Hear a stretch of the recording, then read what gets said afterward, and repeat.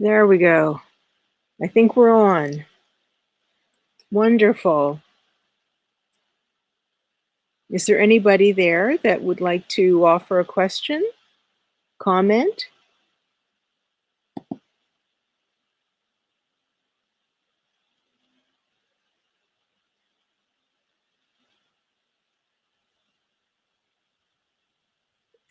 Hi, Dugan. Hi, nice to meet you. Nice to meet you too.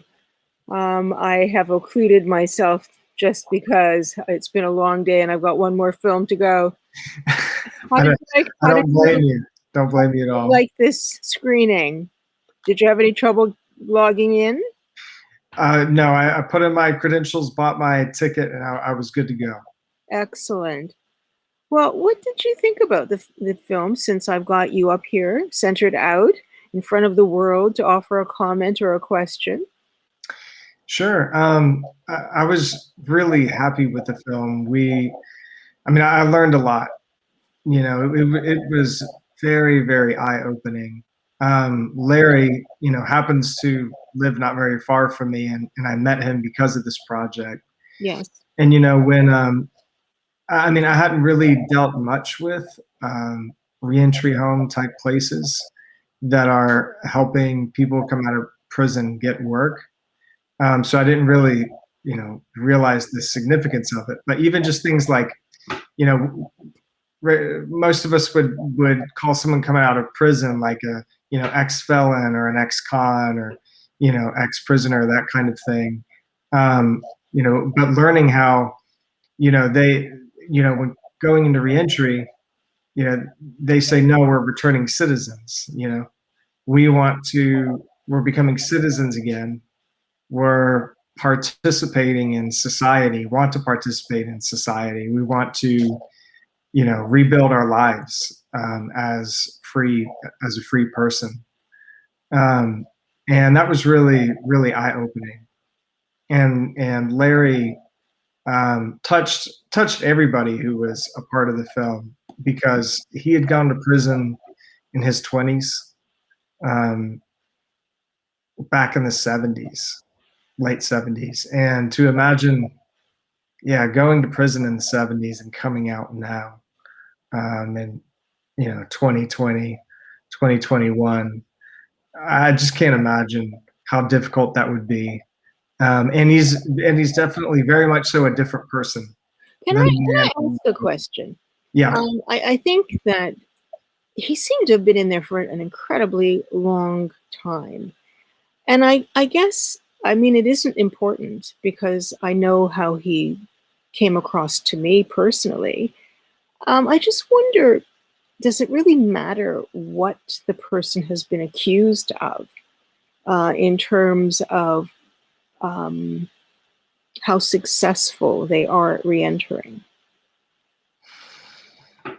I don't know the answer to that question, in terms of what kind of the reason that they went to jail, in terms of them having success coming out. What I do know is that their very first week out of jail is the biggest determiner of if they'll be going back to jail, recidivism, or if they will make it outside of jail. So that's actually why we focused on that first week, because it's like if someone coming out of prison in that first week can, has somebody to help them get transportation, something small like that, just to be able to get to work, to have a place where they can live, so that they can get that job. They can get that job, and which builds a lot of self-confidence, self-worth, feeling independent and that you can take care of yourself. That is actually the number one determiner, more than anything else. If someone coming out of prison will be able to make it in society and stay as a contributing member. I can see that. Sorry, I'm just adjusting. Can you hear me better now? Yeah, I can still hear you. Okay, wonderful. I think that the first week I can really see why that would be a challenge because everything for them is a challenge. what they kind of just knew in terms of how to negotiate and operate through society just doesn't really exist anymore, and how very lost they would have to feel. We have a question, and I'll just read it because I'm not sure if everyone would have access to it. The question is from Eddie, and he is saying that Larry seems really wise. Um, Maybe that's partly because he's just an amazing person and always was, and we just didn't know. But nevertheless, he has the demeanor of a philosopher almost. Do you get the sense that spending that much time in prison made him more introspective and philosophical? I'm sure that it did. I mean, he really became an adult in prison. I mean, if you're going in at the age of 20 or so, I mean, I would think that either, if you're in that long, you either develop mechanisms to survive or you don't, and you're destroyed by your environment. And I think that while he was in there, he did kind of take on a mentor role, and eventually was mentoring other prisoners who were freshly coming in, and so people kind of looked to him, as that wise sage in the system. And I know he never got involved in the gangs that can form inside of the prisons, but tried to keep his head down, um, and take care of himself and lend out advice to others to help them be able to survive, in there as well while keeping themselves. So I think he develops, an incredible internal life to be able to keep himself while he was in there. And I think that, shows his strength. Absolutely. What was one of the biggest challenges for you in making this film? I mean, Larry would seem to be really an ideal subject to talk to. Very not laid back, but certainly open Mhm. and authentic and relatively easy to talk to and willing to share. Were a lot of people like that you encountered, or was Larry kind of standing above and beyond other people in that regard?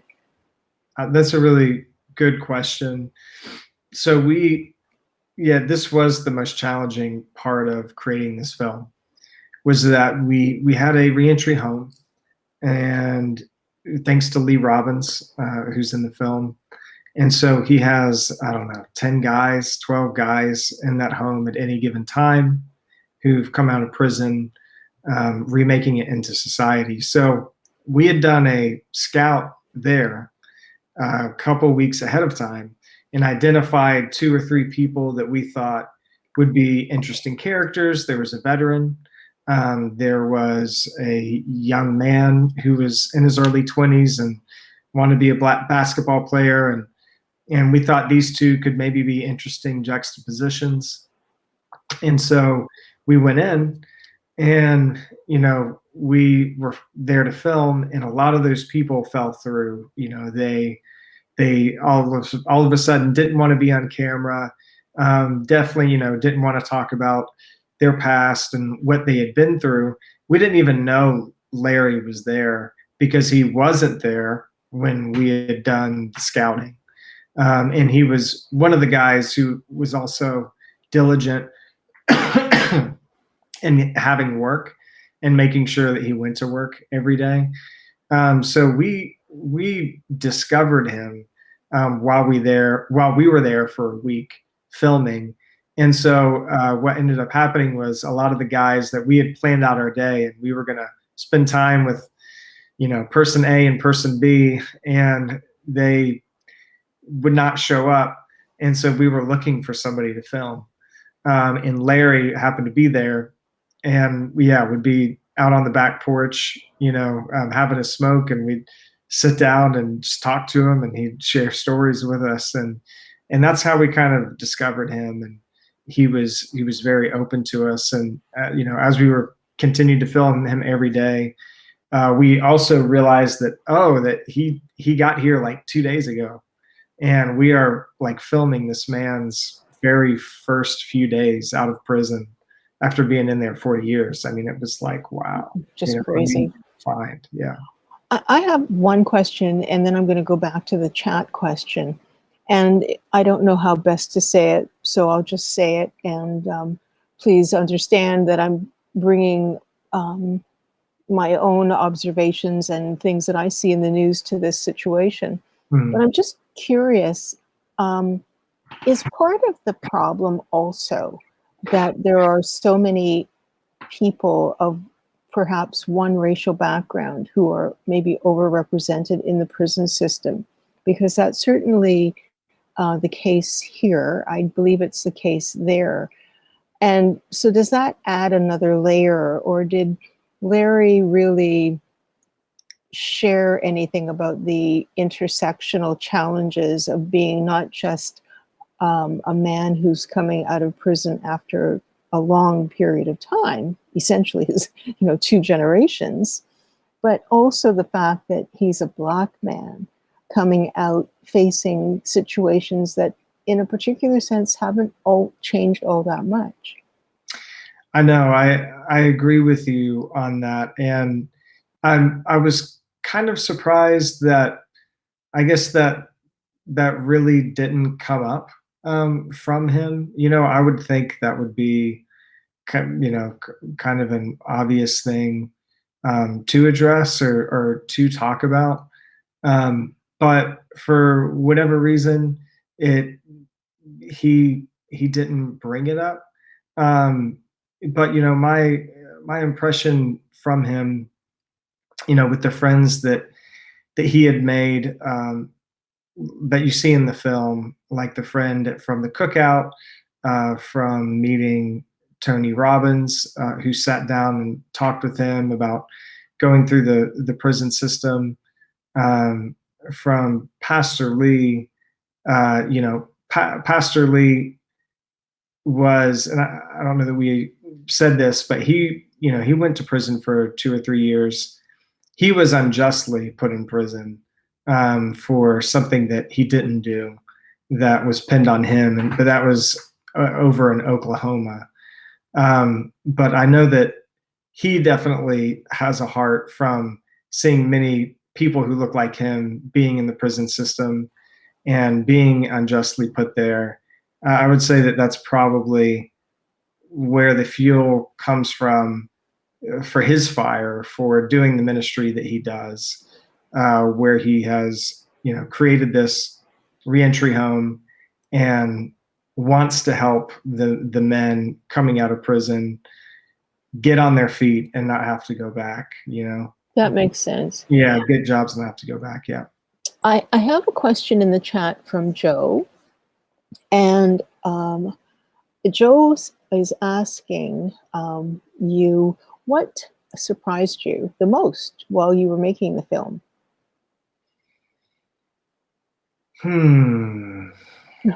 What surprised me the most? I mean, yeah, I know.